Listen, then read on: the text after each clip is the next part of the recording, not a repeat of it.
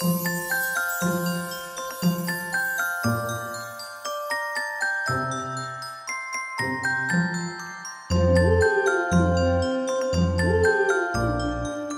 everybody and welcome back to Taste of the World. My name is Dylan. I'm Hung. And today we are going to show you how to cook a very traditional Christmas dinner with a little bit of a twist. Now, I know the holidays aren't going to be the same this year. You won't be able to visit your families.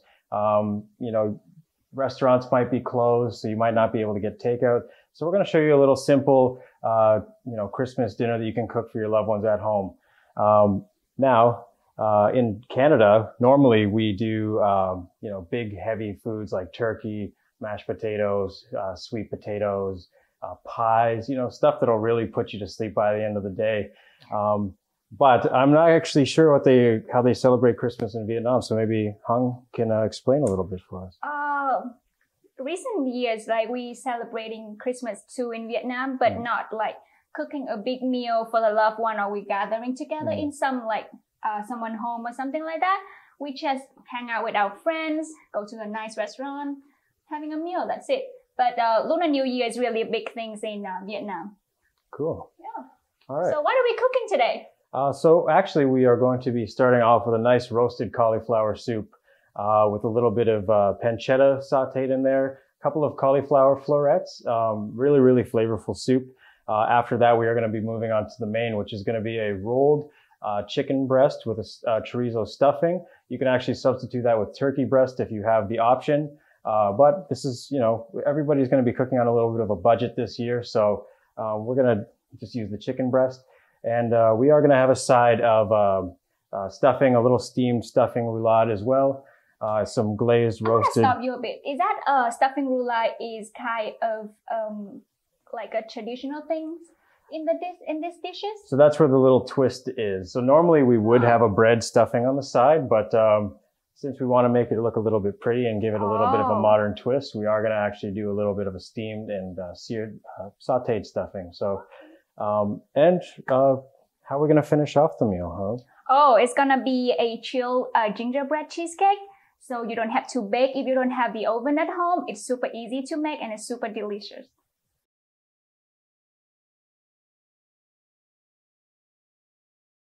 So I'm going to start with telling you what is the ingredient for our soup first. The main ingredient here is going to be our cauliflowers, onions for sure, garlic. Other than that, we're going to top up with some crispy pancetta here. Some spice, let's say it's clove, cinnamon, and paprika. Kind of like a warm spice flavor for our chili season. Very seasonal. For the main course, we actually have some chorizo sausage that we are going to be putting inside of the chicken. Have some pounded chicken breast here. You could buy that pre-pounded at the grocery store if you'd like. Or if you want to try it yourself, it's very simple. You can use just the back of a pan or use the side of your knife. Very simple stuff. And for the stuffing, we actually have some nice brioche here. We're just going to tear that up. Very simple. Add a couple eggs, some cream, sauteed onions, garlic, celery. So like easy custard, isn't it? Yes, it's more of it's like a savory custard in a way, because it will be steamed afterwards. And we're going to finish it off with some herbs and some dried cranberries. And for the root vegetables, very simple. Chop them up nice rustic, toss them with a little bit of oil, a little bit of sugar, or maple syrup, whatever you have at home that'll give it that nice sweetness. Oh, honey. Honey, if you like honey, that's, we can use honey as well. But basically, we're just going to toss that up real nice, roast it in the oven until it's nice and soft or, golden brown. And yeah, it's going to pretty much round out the main course right there. Very simple. Yeah, and also if you don't want to use the oven to roast your vegetable, you can use in a pan, add some water, steam it, add some maple syrup or some herbs in there too, right? Absolutely. Rosemary, thyme, really like flavor. And our dessert. The gingerbread cookies for the crumb. We have a little bit of butter and sugar to hold it together. We have some icing sugar. 35% cream, make sure it's 35% or else it won't whip up to the proper consistency. Cream cheese, strawberries for the strawberry glaze at the end. So very simple stuff here. So I guess I'm gonna start with the soup first. How about that? Sounds good to me. Okay, what are you gonna do then, Dylan? I'm actually going to be preparing the stuffing because the stuffing on the side here needs a little bit of time to actually steam and cool down before we serve it. So I'll be working on that on the side while she starts on the cauliflower. Now you can do something like this if you have a significant other at home, if you have children, something fun to get everybody engaged. Yeah. I'm gonna floret this cauliflower. Just go around the edges, and then I'm gonna make it to a small pieces. And this one gonna be in the oven for roughly like 20 to 25 minutes to get it nicely roasted, get enough flavor in it. So with the cauliflower, after I drizzle it with some oil, I'm gonna season it with some salt, some pepper. And then I got the 3 spice mixing in this ramekin here. It's cloves. I'm just gonna drizzle it on top of our cauliflower. And then this beautiful cauliflower season will be going to the oven at least 20 to 25 minutes to get it roasted until it's golden brown. So for the cheesecake, as I said before, I'm using a gingerbread cookie. You can use Graham crumbs cracker and add some spice into it like ginger, nutmeg, cinnamon, cloves. But to be honest, just buy it in the supermarket, right? Yeah, make it easier, right? Save you some time. Yeah. If you don't have like the hand mixer, I have it here. You can put the cookie into a Ziploc bag using a rolling pin and just make it to like small crumbs. But for me, I want to save time, so I'm gonna put these cookies in here. Got a little bit sprinkle.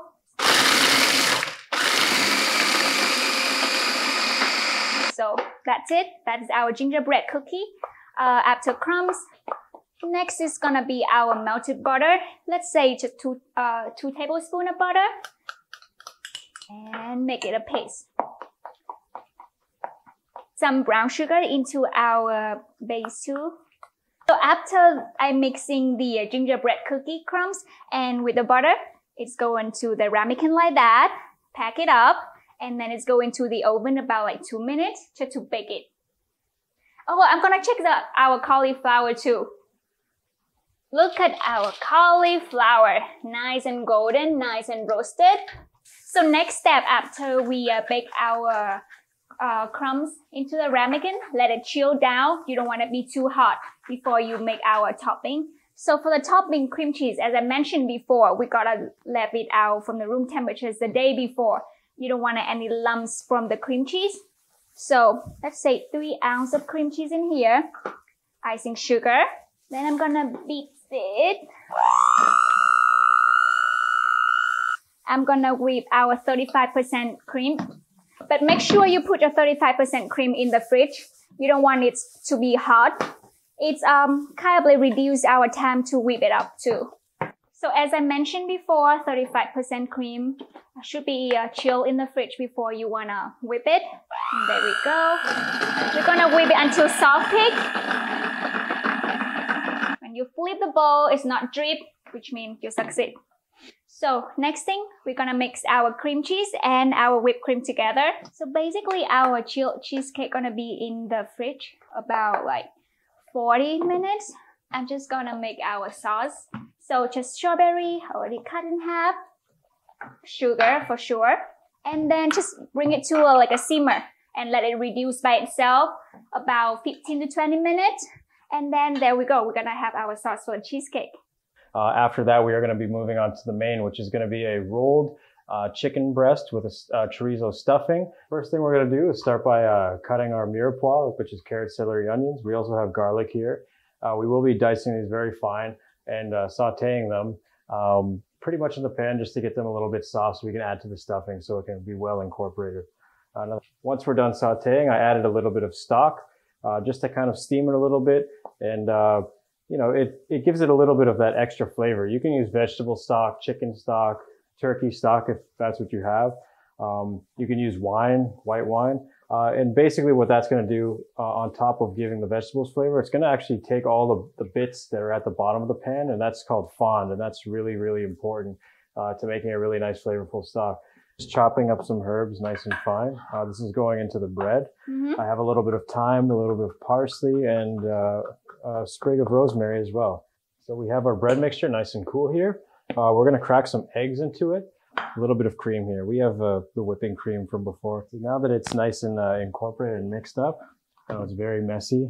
You're gonna actually just create a nice little cylinder here on your saran wrap. So at this point, you want to have like enough plastic wrap so you have a lot of space to work with here. And what I'm gonna do is I'm just gonna have one, just the edge here, just to fold over right to the edge, and you're gonna kind of tuck that in, just to create like a log shape, right? And you're gonna pinch the sides down here. You're gonna try to get it as nice and tight as possible. You want to poke a couple of holes in it just to let some of that air out, because we will be doing a secondary roll in a moment. So now we're gonna do the secondary roll. This one's gonna be nice and tight.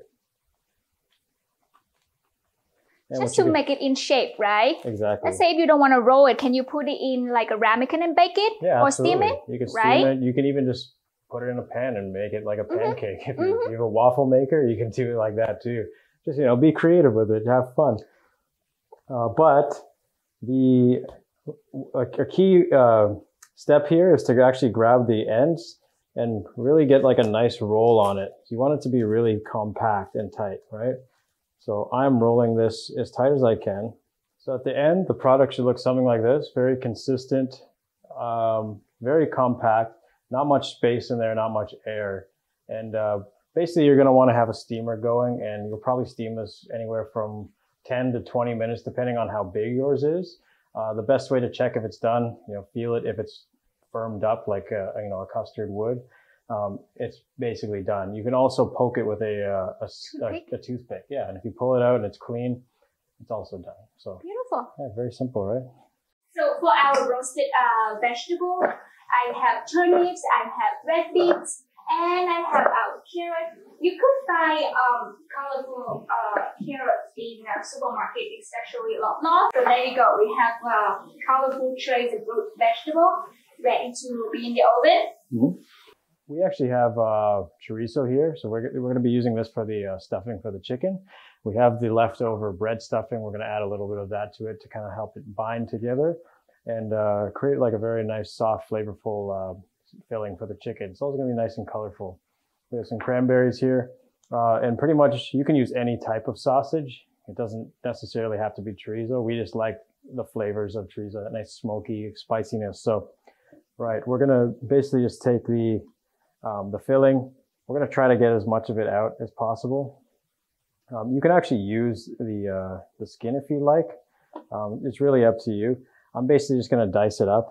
Once it's in the bowl, you're going to add a little bit of cranberries. If you have some nuts at home, chestnuts, walnuts, you can add that as well. It's also very nice for this particular dish. But again, you can be creative. If you don't like cranberries, you can omit them. There's no right or wrong way at the end of the day. It's whatever you like. Again, we're just going to fill this. You don't want to fill it too much because it'll have trouble rolling and actually staying together. So just get it enough so it's just like a nice little, layer on here.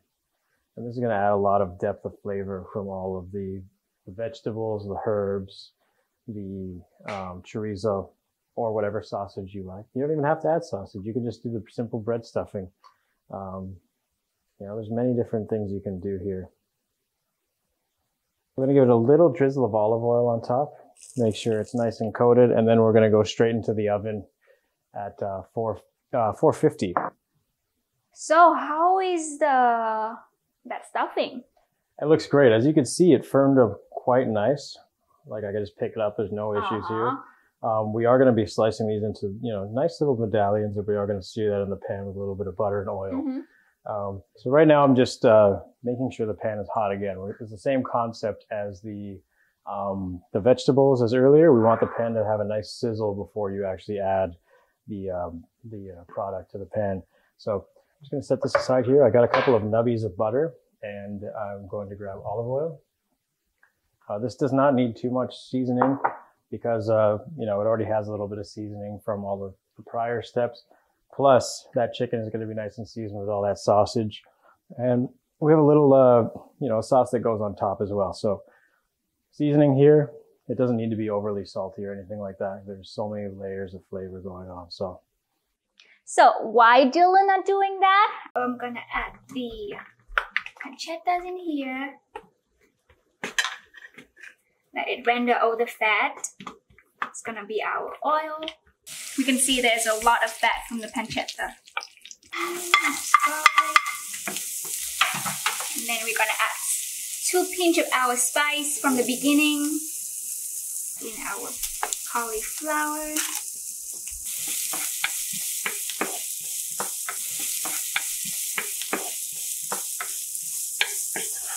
My soup is done as well. I'm gonna blend our soup. Oh, this looks gorgeous. There we go.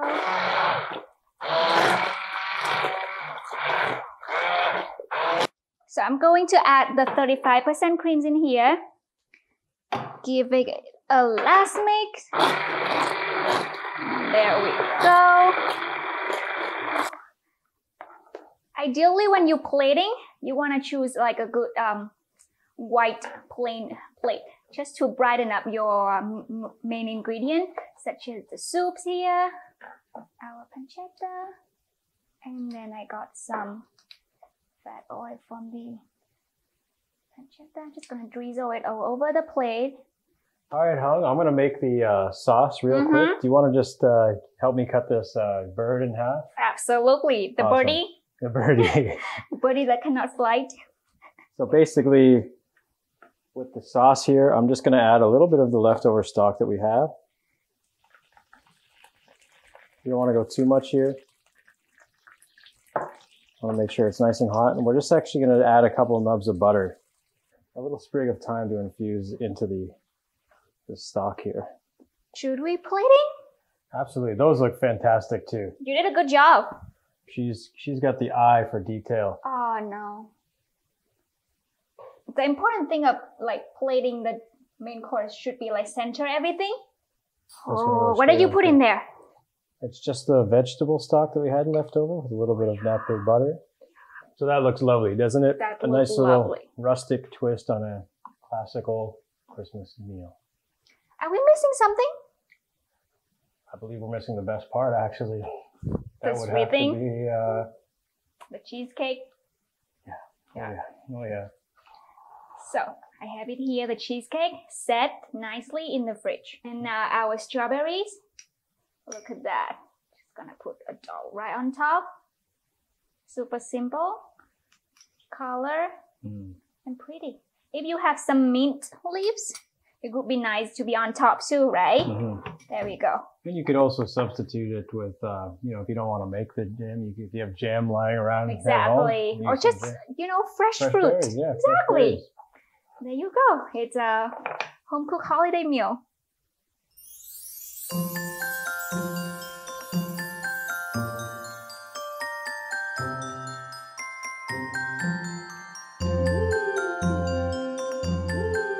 What do you think? Is this your first North American style Christmas dinner? I would say yes. Usually, this kind of meal we're gonna have in our workplace, right? Yeah. Like after all the cooking, after all the craziness. But yeah, it is definitely like my very first well plate meal.